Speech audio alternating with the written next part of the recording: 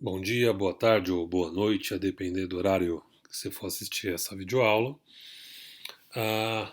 Bom, então, como estamos aí no nosso regime excepcional por contingência, tá?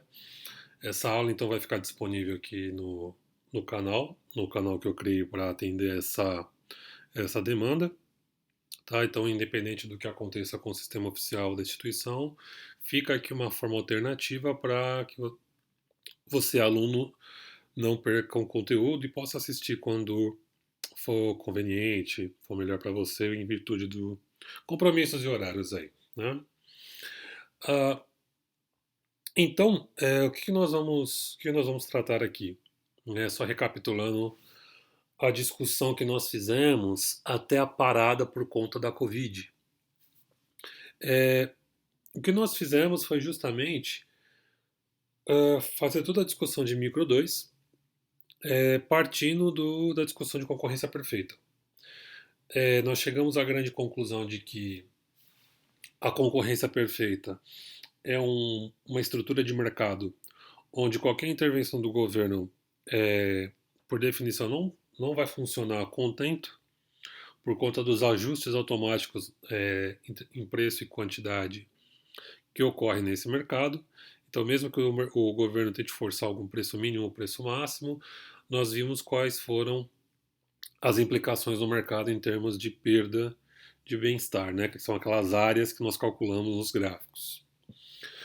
Vimos como é determinado o preço, né, preço igual a custo marginal no modelo de concorrência perfeita. Discutimos os subsídios e a tributação, né, outra forma de quando um governo tenta intervir no mercado. E começamos a fazer, a discussão do outro extremo da estrutura de mercado, né, que é o monopólio. Uma das coisas que foram ditas também é que esses dois modelos, esses dois extremos, perfeita concorrência e o mercado monopolizado, são proposições teóricas para tentar elucidar problemas reais de mercado. Tá? Naturalmente, o mercado em concorrência perfeita é difícil de vislumbrar uma forma de ele ocorrer, mas mercados que tentam se aproximar disso, como por exemplo o mercado de varejo de supermercado, Pão de Açúcar, Extra, enfim. Se você for tentar estudar esse mercado, você vai ver que os pressupostos da concorrência perfeita respondem questões acerca desse mercado, desse setor de varejo. O setor de commodities, por exemplo, commodities agrícolas especificamente, todo o desenho de mercados futuros e formas de análise e determinação de preço nesses mercados utilizam o pressuposto de concorrência perfeita como base. Então é natural que assim o aluno geralmente leia a literatura sobre concorrência perfeita.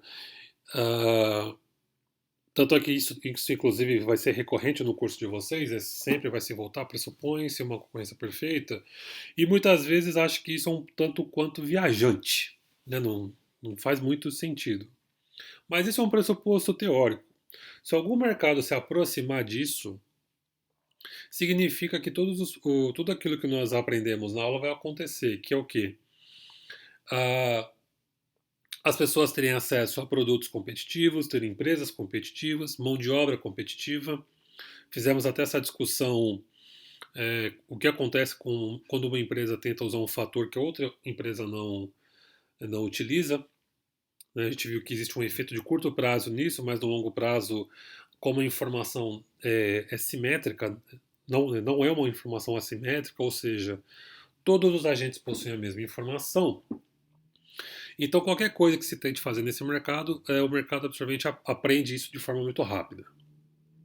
Então, todos esses pressupostos, embora estejam num arcabouço muito teórico, com premissas muito fortes, ele ainda é um instrumental muito bom para a gente tentar responder se o mercado de fato atua de forma concorrencial ou não. Tá? E aí, nós fizemos essa discussão e agora a gente começou a entrar na estrutura do monopólio. Então, como a aula ficou meio quebrada nesse ponto, então nós vamos justamente fazer a nossa discussão resgatando o conceito de monopólio e poder de mercado, que é o capítulo 11 do Bezanco, né, o livro que está disponível para vocês de forma eletrônica. E na próxima aula a gente conclui esse capítulo. Então hoje a gente vai fazer uma discussão bem teórica, com as derivações aí que vou pedir até para vocês detalharem depois, para a gente entender as conclusões que depois a gente vai fazer em casos mais práticos, tá? Então, nessa videoaula e na próxima, a gente vai fechar o capítulo 11 do Bezanco. Eu vou fazer um experimento aqui dividindo as videoaulas para não ficar pesado. E talvez em mais 3 ou 4 aulas aí a gente consiga abarcar quase todo o conteúdo, né? Até 5 aulas. A princípio, a gente vai fechar o nosso curso de Micro 2, que é o que está inclusive no plano de ensino, com teoria dos jogos. Tá, então essas 2 últimas aulas aí vão ser em cima de teoria dos jogos. Então esse é o nosso prognóstico aí até o final do curso, tá? Então aqui só resgatando, né? Estamos aqui usando os livros como mentes de microeconomia, isso não mudou. Estamos aqui utilizando o capítulo 11 do Bezanco, tá? Então vamos pegar uma parte dele e na próxima aula a gente vai concluir, certo? Então nós vamos fazer a discussão, vamos voltar para a nossa discussão de monopólio e poder de mercado, tá? Vamos entender direitinho aqui o que é isso, né? Nós agora estamos no outro extremo de uma estrutura de mercado possível e quais que são as implicações disso até em termos de bem-estar, que é o que a gente vai discutir na próxima aula. Então vamos aprender, vamos resgatar aqui o monopólio, tá? Então qual é a definição mais simples? Dizemos que o monopólio é um mercado constituído por um único vendedor e por muitos compradores. Então, a quantidade de compradores ela é muito parecida com a concorrência perfeita. Você tem N compradores no mercado. Tá? Mas empresa só tem uma única que fornece um bem ou um serviço. Então, diferente de uma empresa em concorrência perfeita e que cada empresa possui um impacto imperceptível, né, por isso que mesmo quando uma empresa lá em concorrência perfeita contrate uma mão de obra super qualificada, esse efeito vai ser de curtíssimo prazo, porque o ajustamento é muito rápido, e naturalmente ela não conseguir então afetar o preço de mercado, isso já não ocorre no monopólio, tá? A gente diz que quando você tem um agente individual provendo esse serviço ou provendo esse bem, ele pode afetar o mercado e a definição técnica que a gente dá para isso é poder de mercado. Então, quando uma empresa está exercendo poder de mercado, significa que ela está arbitrando sobre o preço, tá? E aqui também tem um comentário que é importante de ser feito. Quando a gente fala de monopólio, o senso comum trata isso de uma forma muito pejorativa. O cara é monopolista, então ele é um, um arrogante que só pensa em si mesmo e vai colocar o preço lá em cima para explorar todo mundo.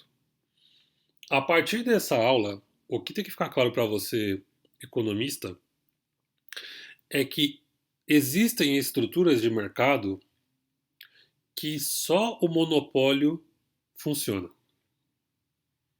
A gente vai discutir isso em detalhes na próxima aula, que é o que a gente chama de monopólio natural. Então, uma empresa ser monopolista, antes da gente fazer qualquer juízo de valor, se ela está sendo uma exploradora, porque monopólio é ruim, a primeira pergunta que você, economista, tem que fazer é qual que é a estrutura de custos desse mercado?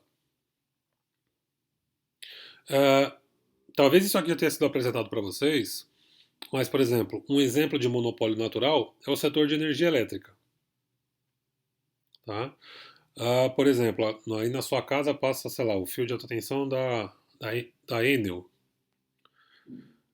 Haveria a possibilidade de existir uma concorrência no mercado como esse?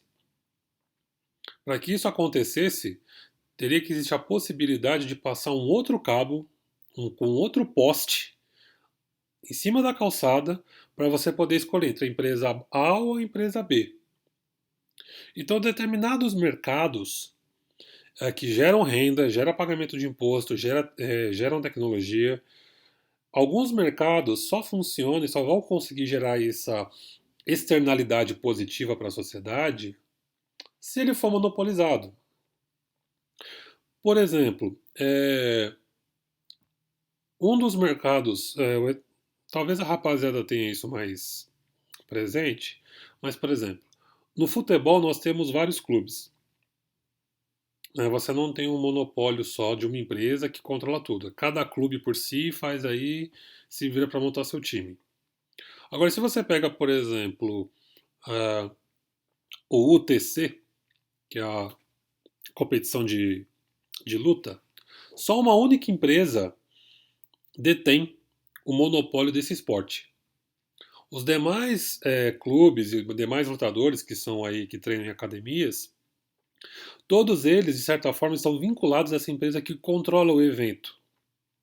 Então, diferente do futebol que você tem o clube A, B, C, D que vão lá e tomam suas decisões, é, no UTC, por exemplo, o que você tem na verdade é uma empresa que é dona do evento e os lutadores são filiados a essa empresa. Então essa empresa hoje, inclusive aí, até inclusive muitos brasileiros aí se dão bem nesse esporte. Esse esporte, essa renda esse mercado gera, só existe por conta do monopólio.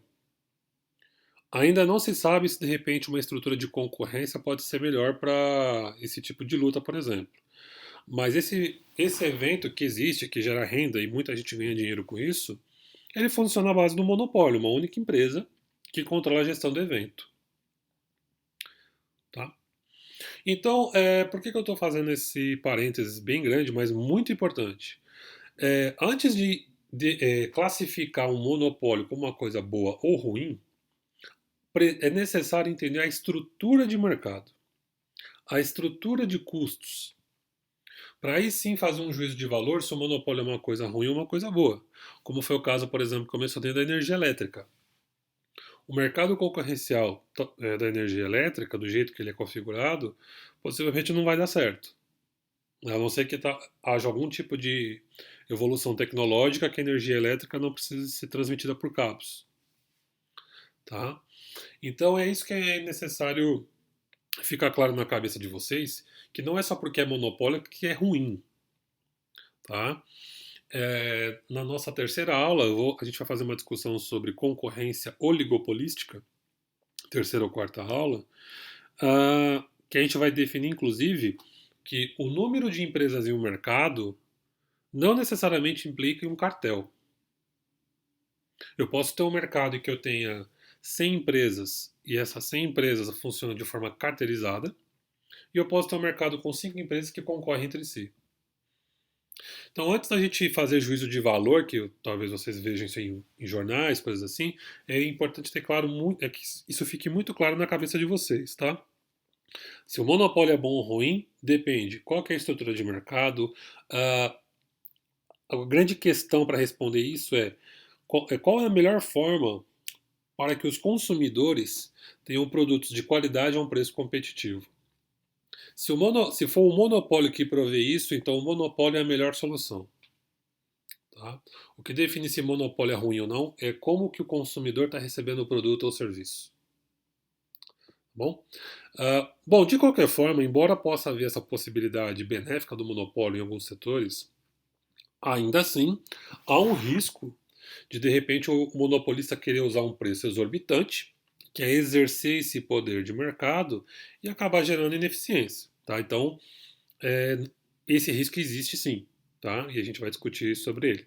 Bom, então essa é a principal diferença entre concorrência perfeita e monopólio. Quando uma empresa tem essa possibilidade ela exerce um poder de mercado, é a forma como a gente chama. E esse poder de mercado também pode ocorrer numa situação em que você tenha o contrário do que nós definimos aqui como monopólio. Eu posso ter um único comprador e muitos vendedores. O movimento ao contrário desse aqui. A isso nós chamamos de monopsônio.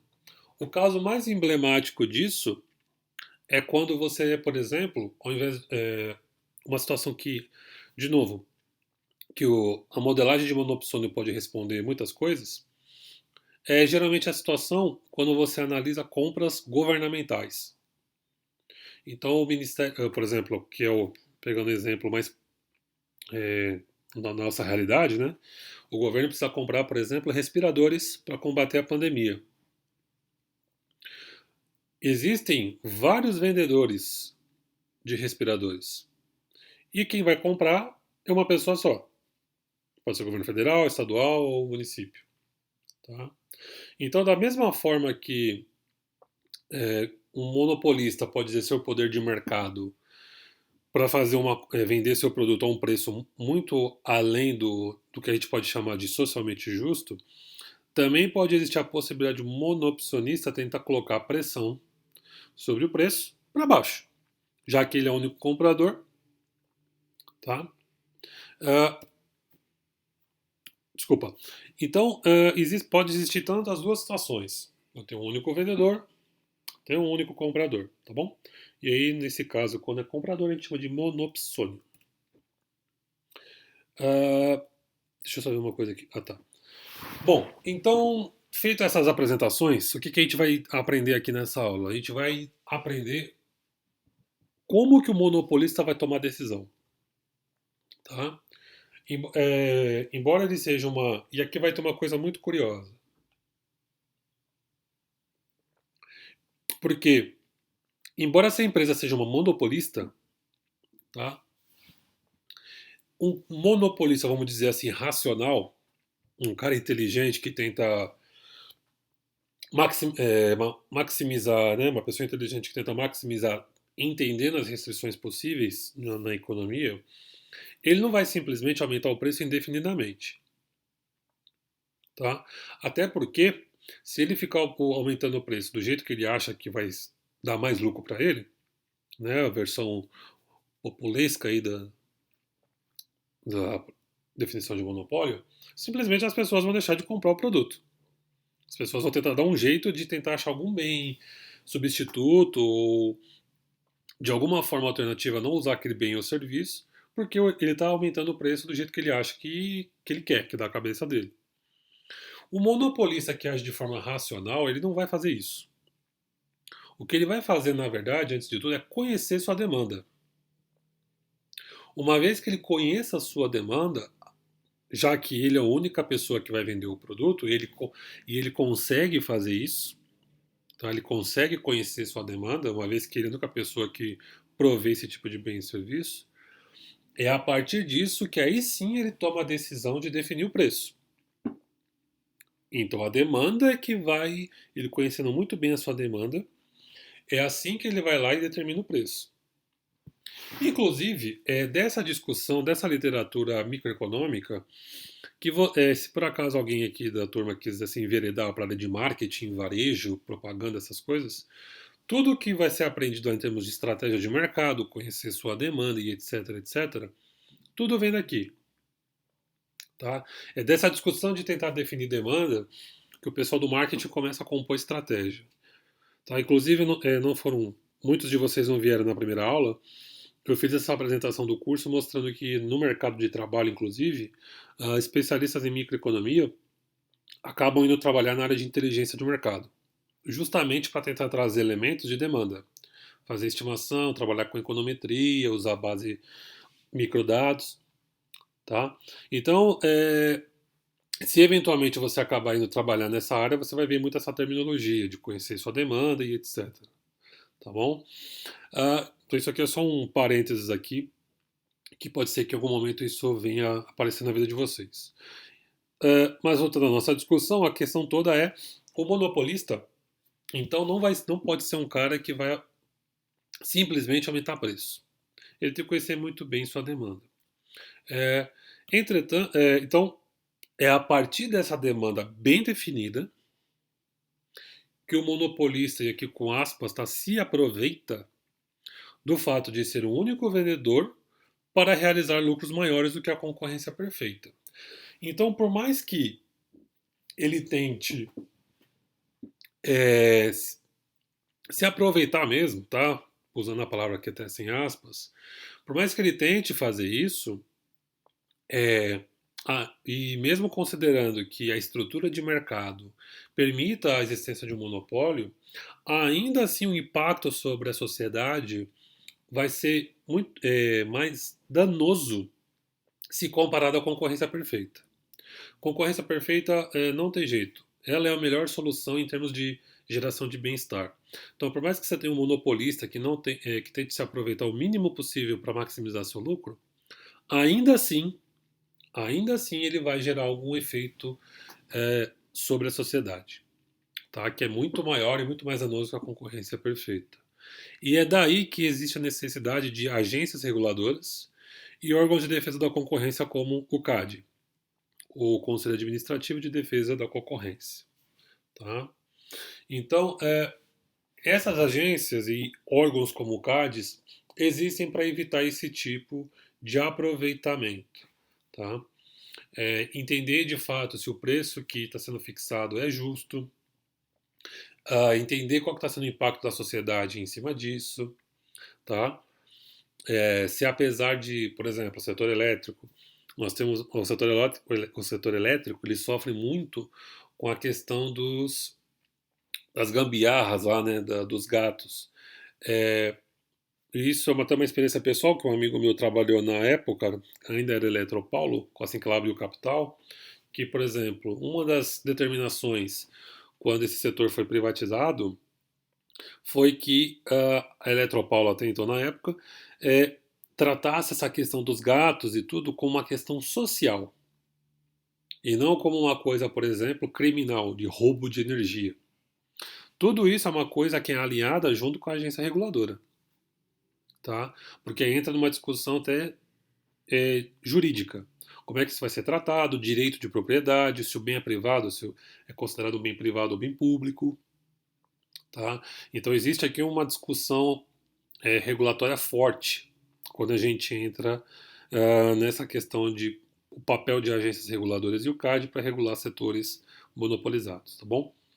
Ou seja, tem um pouco também aqui, um pouco não, acho que tem uma parte considerável de responsabilidade do governo para evitar qualquer aproveitamento oportuno dos monopolistas. Tá? Então, se de repente um setor a, e tem a necessidade de atuar de forma monopolizada, é necessário você ter a presença forte ali do governo para evitar qualquer tipo de abuso. Tá? Bom, então a demanda bem definida, a partir disso é que o monopolista vai fixar seu preço. Sendo assim, então a gente tem que começar a entender o monopólio a partir da demanda. Uma função de demanda apresenta a quantidade máxima de consumidores, aqui relembrando aquilo que vocês aprenderam em micro 1, a curva de demanda expressa o desejo de consumo dos consumidores. Ela não é a quantidade efetivamente consumida. Né? Então ela apresenta a quantidade máxima que os consumidores desejam e são capazes de comprar, que é a definição clássica da função de demanda. Okay? Como monopolista precisa conhecer bem sua demanda, então é a partir da demanda que vai derivar a receita do monopolista. Tá? Sua receita derivará do comportamento dos consumidores. Né? Acredito que isso, inclusive, não seja só um caso só do monopolista. Né? Acho que qualquer empresa no mercado, numa economia capitalista, a sua receita vai depender do comportamento dos consumidores. Não obstante, você tem um pessoal de marketing aí que, inclusive, vai evoluindo em estudos até em neuromarketing, coisas assim, para tentar capturar aí uma maior quantidade de excedente do consumidor, né? Definição de produtos e coisas assim. Tá? Então, para ter receita, preciso conhecer a demanda. Da mesma forma como nós apresentamos a definição de demanda aqui, a gente vai usar a função clássica de demanda, que é a função linear. Ok? Preço igual a A menos BQ. né, função de demanda linear. É, intercepto, coeficiente de inclinação negativo, né, curva de demanda negativamente inclinada. Então é a partir dela que a gente faz a nossa discussão. Tá? Bom, então é a partir daqui que a receita ocorre. A receita média de um monopolista vai ser exatamente essa curva de demanda de mercado. Então a receita média, o quanto o monopolista está conseguindo ganhar em média, vai ser definido pela demanda. E a receita marginal vai mostrar ao monopolista qual será a sua escolha ótima. Ou seja, quanto de receita eu estou auferindo na medida em que eu vario a quantidade ofertada. Até que ponto essa unidade adicional de quantidade produzida está me gerando uma receita adicional. Tá? Ou seja, então a receita marginal vai ser um instrumento que vai me definir a escolha ótima até onde eu tenho que produzir. E a partir da demanda de mercado eu consigo obter a minha receita média. Então tem um link muito forte entre os dois. Receita média e receita marginal, né? Vamos entender isso. Bom, a receita média, como vocês já sabem, o que que é? Bom, a receita total é igual ao preço vezes quantidade. Então, para obter a receita média, eu faço o quê? Se eu dividir isso aqui pela quantidade, é a mesma coisa que eu pegar P vezes Q sobre Q. Então, receita média nada mais é do que a receita total sobre Q. Quando eu faço isso, eu chego em preço. Então, lá em concorrência perfeita, né, a gente viu que isso aí também valia a receita média da empresa igual ao seu preço. E como o preço é definido como a própria demanda, então, por definição, a receita média vai ser igual à demanda. Tão simples quanto isso. Tá? Receita total, divido por Q, me dá a receita média, que é igual ao preço. Como o preço é igual a demanda, igual a A menos BQ, que é a demanda, então receita média é igual a demanda. Tá? Então a receita média de um monopolista é exatamente a curva de demanda de mercado. Sendo assim, no mercado monopolista, a demanda controla o preço. Enquanto em concorrência perfeita o preço é livre, é a interação entre oferta e demanda que vai gerar esse preço de equilíbrio. No monopólio, o preço é definido pela demanda. Se o monopolista conhece muito bem a demanda, matematicamente aqui a gente provou isso, ele vai conhecer o preço a ser fixado. Né? Ou qual que é o preço máximo que essa demanda deseja consumir. Ou seja, a minha receita média se eu entender o desejo de consumo definido pelo preço, chego na minha receita média. Tá? Então isso aí é um ponto importante. Vamos ver isso. Deixa eu só ver uma coisa aqui. Tá. Então vamos entender isso direitinho com um exemplo numérico, para ficar um pouco mais tautológica a coisa aí. Então vamos pressupor aqui ao longo do ano é, a definição de preço e quantidade desse monopolista. Tá? Então ele, supondo um bem qualquer, a um preço 6, a quantidade é zero, né? Ou seja, no preço 6, ninguém consome nada. À medida que ele vai baixando o preço, naturalmente a quantidade vai aumentando pela lei da demanda. Receita total, preço vezes quantidade. Se eu multiplicar isso aqui, eu chego nessa coluna. Né? 4 vezes 2, 8, 3 vezes 3, 9 e assim vai. O que vai ser a receita média? Receita total dividido pela quantidade. Como aqui que é zero, eu coloquei zero aqui. Se você fizer isso no Excel vai dar um erro, né? Mas aqui como a quantidade é zero, então a receita também é zero. Naturalmente a receita marginal também é zero. Então, se eu quiser chegar nessa conta, eu pego receita total vezes quantidade. 5 que divide 1, 5. 8 que divide 2, 4. 9 que divide 3, 3 e assim vai. O que vai ser a receita marginal? Vai ser a variação do final menos o inicial. Então, 5 menos 0, ou seja, quanto que adicionou de receita de um ano para o outro. Tá? No caso aqui, receita total, né? 5 menos 0, 5. 8 menos 5, 3. Ou seja, qual que foi o adicional? Qual que foi a variação? Uma vez que a quantidade aqui variou. Ou seja, foi variando aqui de 1 em 1. Quanto que essa adição de quantidade me deu quanto em termos de receita? 8 menos 5, 3. 9 menos 8, 1. E assim vai. Então, o que essa tabelinha aqui simples nos mostra? Ela nos mostra, inclusive, um resultado que a gente vai chegar de uma maneira formal. A receita marginal cresce, a taxa crescente, depois a taxas decrescentes e depois ela diminui. Que justamente o que vocês aprenderam em micro. O rendimento marginal decrescente das variáveis econômicas. Tá? Ou seja, essa receita marginal, então, ela tem um comportamento, em algum ponto aqui, ela vai ter um ponto ótimo. Tá? Em algum momento isso aqui, esse fator vai começar a ter produtividade negativa. Tá? Ele está crescendo aqui a taxas crescentes, depois a partir daqui ele começa a ter taxas decrescentes e aqui ele cai. Bom, se a gente utilizar aqui então, como por essa quantidade que está se comportando de forma linear, se a gente utilizar a equação da reta de linear para chegar nessa função geral, utilizando esses dados aqui, a gente chega na equação P igual a 6 menos Q. Tá? Isso aqui foi uma coisa que acho que vocês já viram no ensino médio. Se a gente pegar x1 menos x0 é igual a menos b y1 menos y0, eu vou chegar no valor aqui do coeficiente, depois eu substituo e acho o intercepto. Tá? Se isso aqui não está fazendo muito sentido, pessoal, dá uma consultada faz uma procura aí em termos de equação da reta, como é que a gente deriva uma equação a partir dos dados lineares. Tá bom? Então, com isso aqui, eu chego nessa equação de demanda. P igual a 6 menos Q. Se eu substituir a quantidade aqui, eu vou chegar nos respectivos preços.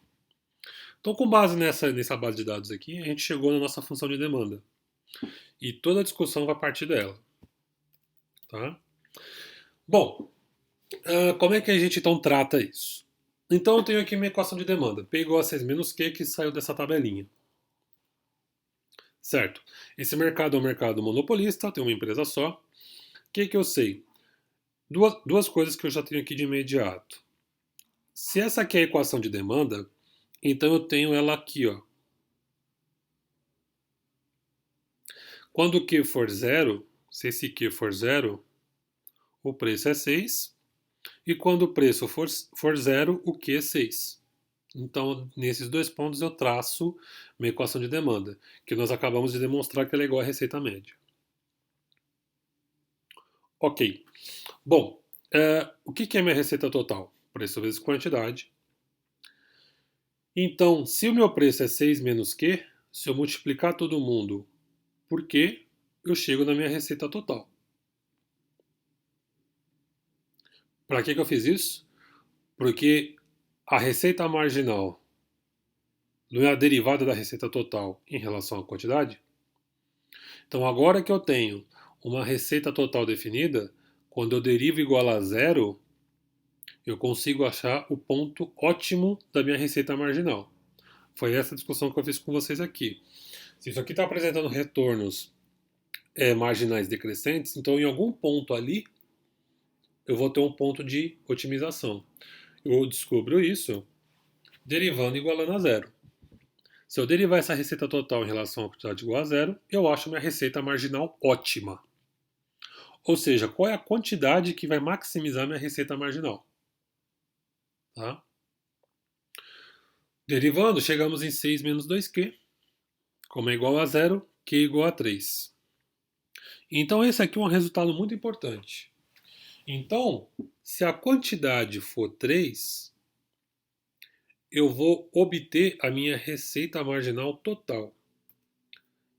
E é exatamente isso que a tabela nos diz. Tá? A partir desse ponto, o que aconteceu com a derivada? Caiu. Tá? Aqui ela também cai, só que ela cai ainda taxas crescentes. Daqui para cá ela cai demais. Tá certo? Então, a quantidade igual a 3. Cadê? Ah, pessoal, desculpa, só uma confusão que eu fiz aqui. Quantidade igual a 3 aqui, ó, perdão. Na quantidade igual a 3, é exatamente o que eu falei. Na quantidade igual a 3, a derivada ainda é positiva. A partir da quantidade ser igual a 3, o que acontece com a derivada? Negativa. É exatamente isso que a conta me diz. Então, quando quantidade é igual a 3, eu tenho o meu lucro máximo, que é quando a receita marginal é igual a zero, que é exatamente esse ponto gráfico aqui, que é igual à tabela, quantidade. Ok? Bom, feito isso, eu posso traçar também a reta da receita marginal, da mesma forma como eu fiz com a receita total. Quando o Q for zero, quanto que vale minha receita marginal? 6. Quando minha receita marginal for zero, meu Q vai ser igual a 3 também. Então esse ponto aqui é o ponto onde receita marginal é igual a zero. E a receita marginal e a receita média saem do mesmo intercepto. Então o que aconteceu aqui, né, segundo esse exemplo simples, esse exemplo numérico? A receita marginal é exatamente a metade da receita média. Nesse caso aqui, nesse exemplo específico, o ponto todo é: isso vai acontecer sempre ou não? Tá? Vamos, já antecipando a resposta, sim, sempre vai acontecer isso. E agora vamos provar o porquê. Então vamos generalizar isso para um caso qualquer. Qualquer número que eu substituir aí vai me dar esse efeito.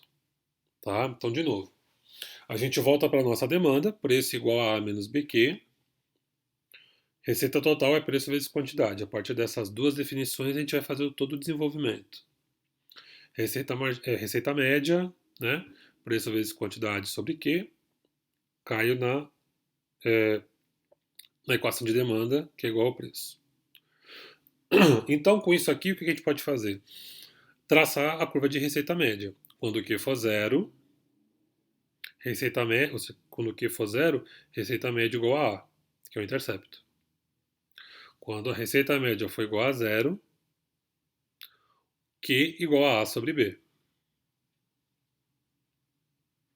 Tá? Qualquer número que eu substituir aí vai me dar esse ponto. Tanto é que se você aplicar aqui, ó, quanto que é o nosso B? Nosso B é menos 1, nosso A é 6. Né? Se a gente substituir aqui, a gente chega em 6 também.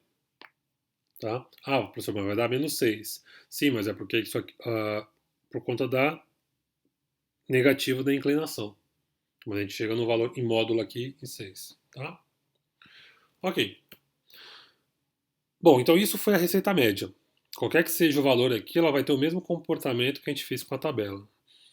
Para a receita marginal, a gente usa a própria definição. Partimos aqui da mesma situação e vamos decompor a receita marginal, que é a derivada da receita total em relação à quantidade.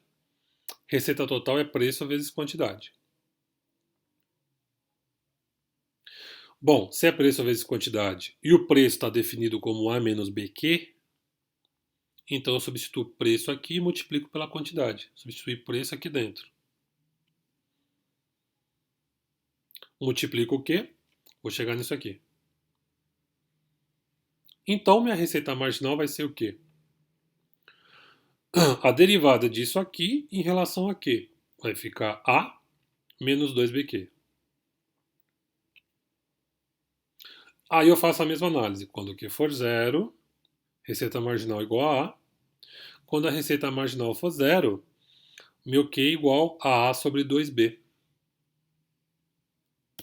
Ou seja, para qualquer número, para qualquer situação, esse valor da receita marginal vai ser exatamente a metade desse valor aqui. Ó. Se eu pegar esse valor aqui e multiplicar por meio, é exatamente esse número que eu cheguei. Então, a curva de receita marginal sempre será metade da curva da receita média, que é a nossa demanda. E os dois sempre vão ter o mesmo intercepto. Então, a gente sempre rotaciona a curva de receita marginal, no caso do monopólio. Certo? Então, agora que eu entendi como é que minha receita média e minha receita marginal se comportam com relação à demanda, então qual que é a decisão que eu tenho que tomar?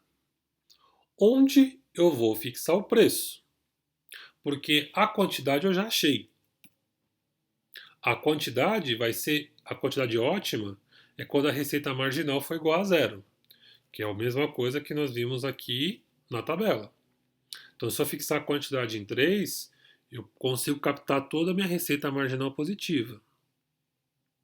Naturalmente, eu vou ter que fixar meu preço é, exatamente na curva onde minha receita marginal for positiva, tá? Agora que eu consegui compreender isso, exatamente que isso sempre vai acontecer assim, vamos ver a decisão do monopolista. E como é que a gente vai definir isso? Bom, o monopolista sempre irá operar no ramo elástico da curva de demanda. Isso é uma regra também que a gente vai provar. Para entendermos como será fixado o preço, então é necessário, primeiramente, entender a relação da receita marginal com a elasticidade da demanda. Tá? E aqui uma coisa muito importante. O fato de um monopolista sempre operar no ramo elástico da curva de demanda não está associado à elasticidade em si. O que a gente vai ver no final dessa aula é que a área onde a receita marginal é positiva acontece no ramo elástico da curva de demanda. Isso gera muita confusão, até em outros cursos que eu dei sobre esse tema, que gera uma certa confusão quando você vai aprender micro 1, porque o que foi ensinado lá? Que quanto mais inelástica uma demanda, melhor é a fixação de preço, porque variações no preço vão provocar menores quantidades, se você aumenta o preço numa demanda inelástica, menor é a redução da quantidade demandada. Só que quando a gente trata do monopolista, ele vai fixar o seu preço nesse ramo elástico. Isso gera uma certa confusão, porque muitas vezes o aluno quer decorar, e faz muito mais sentido o monopolista fixar o seu preço no ramo inelástico, dada a definição de inelasticidade. Só que o que a gente vai, é por isso que a gente aprendeu aqui o comportamento da curva, como ocorre a receita marginal, porque o que eu vou demonstrar para vocês é que se ele atuar no ramo inelástico, a receita marginal é negativa. Ok? Então vamos entender melhor essa relação aqui, tá? De novo, receita marginal derivada da receita total com relação à quantidade. Bom, aqui vocês vão precisar resgatar um pouco o conceito que vocês aprenderam lá no cálculo de derivada por quociente. U' vezes V mais V' vezes U. Como nós estamos generalizando, independente de qualquer que seja o comportamento da demanda, então o que a gente sabe? Que numa economia, a sua receita vai depender o quê?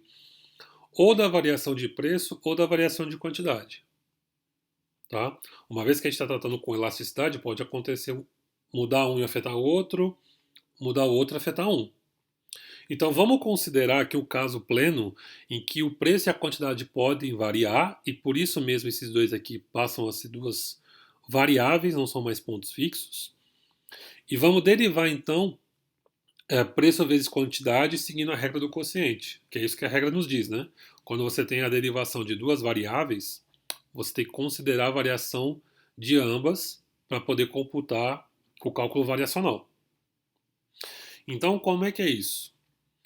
Então, se eu chamar o P de U e o Q de V, o linha o que é? A derivada do preço em relação à quantidade, vezes V. Mais V', que é a derivada disso aqui em relação à quantidade que eu estou definindo aqui, vezes U, que é o P. Tá? Dê uma revisitada lá em cálculo para entender melhor isso daqui, caso tenha ficado obscuro. O que isso resulta? Bom, nessa estrutura aqui, a derivada de Q sobre a derivada de Q igual a 1. Então a receita marginal vai ser o quê? Esse termo aqui, dp sobre dq vezes q, mais p. Ok? Então aqui a gente está decompondo a receita marginal considerando a elasticidade da curva de demanda. Agora é que vai entrar a questão da elasticidade. Tá? Bom, se a receita marginal matematicamente resultou nisso, o que eu posso fazer aqui? Se eu colocar P em evidência, tá? Esse termo aqui eu vou colocar P em evidência, eu chego nisso aqui, ó. 1 mais dp dq que multiplica Q sobre P. Se eu multiplicar o P aqui, eu volto para cá.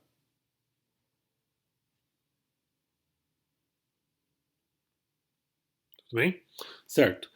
Feito isso, o que acontece? Quando a gente coloca o P em evidência, a gente vai cair nessa relação aqui. Ó. Esse dp dq que multiplica Q e P é exatamente o inverso da definição de elasticidade da demanda. dq sobre dp que multiplica P sobre Q é a elasticidade da demanda. Correto? Sendo assim, se eu cheguei no inverso disso, né? Claramente aqui a gente vê que é o inverso. Né? Então é a mesma coisa que eu pegar isso aqui e reescrever 1 sobre ele. Ou escrever isso aqui, por exemplo, como elevado a menos 1. Então, já que isso aqui é exatamente o inverso disso, eu posso reescrever dessa forma aqui. Ó. Então, a decisão do monopolista com relação à elasticidade vai depender dessas variáveis. Do preço que multiplica 1 mais o inverso da elasticidade da demanda. Tá? Sendo assim, o que a gente faz? Agora eu quero saber, uma vez que eu consegui casar minha receita marginal com o comportamento da demanda, que é isso que me interessa saber, então, o que vai acontecer ao longo da curva de demanda, então?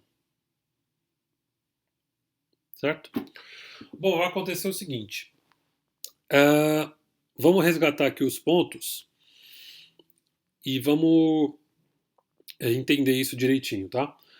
Na próxima aula a gente vai provar matematicamente o porquê dessas coisas, mas aqui a gente só vai aprender a fazer a análise gráfica, que também é importante. Né? Em microeconomia, se você sabe fazer o gráfico e interpretar o gráfico, você já tem 80% da resposta da questão. Bom, então vamos lá. O que a gente sabe antes da elasticidade? Né? Independente da elasticidade, o que a gente sabe? Que o comportamento entre demanda, receita média e receita marginal vai ser a receita marginal se a metade da receita média. Beleza. Mais do que isso, o que esse ponto aqui nos diz? Nesse ponto, a receita marginal é igual a zero. Foi com essa condição que nós encontramos esse ponto. Então, esse ponto aqui é o ponto de máximo de receita marginal. Especificamente nesse ponto aqui, isso aqui não é um segmento, é um ponto. Nesse ponto, a elasticidade é unitária. Aqui eu tenho duas formas de apresentar. Como eu estou tratando da demanda, inclusive eu deixei aqui um de propósito, a elasticidade ela sempre vai ser negativa. Então eu posso tratar isso aqui ou menos 1, ou posso tratar isso aqui como um módulo. Tá? Como eu estou aqui na curva de demanda, e a elasticidade sempre vai resultar um valor negativo, então aqui vocês podem tratar das duas formas. Ou tratar menos 1, interpretar como unitária, ou tratar em módulo como 1. Tá? As duas situações aqui se equivalem.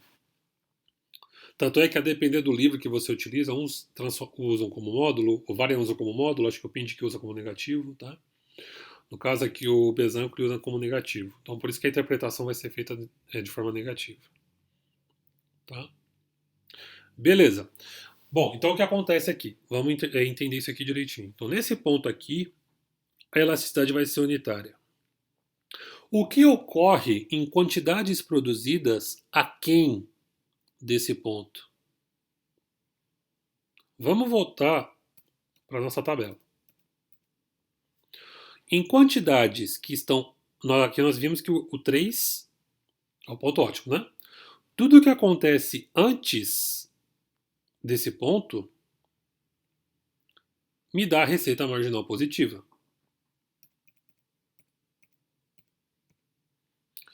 Então, nesse ponto aqui, do tracejado para trás, é a área onde a receita marginal é maior que zero, é positiva. E nessa região que a receita marginal é positiva, a demanda é elástica. Aqui, de novo, né, eu estou usando o negativo porque estamos na demanda, né? Então a demanda aqui vai dar negativo, mas eu poderia interpretar isso aqui também entre infinito e 1, né? Positivo. Então, só tomando cuidado com isso. Então, não é que o monopolista atua na região elástica da curva de demanda. A questão é a região na curva de demanda onde a receita marginal é positiva é a região elástica. Entender a causalidade? O fato da receita marginal positiva ocorrer na região elástica da demanda é onde o monopolista vai produzir e fixar preço. Certo? Não é porque a região é elástica que a receita marginal é positiva. Tem que tomar só cuidado com isso. Por enquanto, é importante que vocês tenham esse gráfico em mente e essa interpretação. Na próxima aula, a gente vai demonstrar isso matematicamente, tá? Então, se aqui é um ponto igual a zero, onde é um ponto unitário, a região elástica, a receita marginal é positiva. Consequentemente, a região que sobrou, que é inelástica, a receita marginal é menor que zero. Isso também nós conseguimos ver na tabela. Nos pontos além do ponto, de ponto ótimo, olha o que acontece com a receita marginal.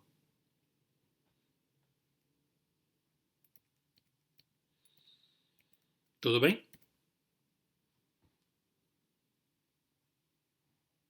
Ok? Então, pessoal, deixar aqui nessa última tela. Com isso, a gente finaliza essa primeira parte do nosso curso de monopólio e tudo isso que a gente acabou de discutir vai ser necessário e muito para qualquer outra discussão de oligopólio, tá? Que é uma discussão que tem vários modelos que utilizam esse tipo de análise. Teoria dos jogos também. A gente vai aprender como que o monopolista discrimina preço e vai usar toda essa estrutura. Então, por isso que é importante essa primeira parte ficar muito bem definida aí na cabeça de vocês, para a gente evoluir com o curso, tá certo? Então, na próxima aula a gente prossegue. Até mais, um abraço e bons estudos.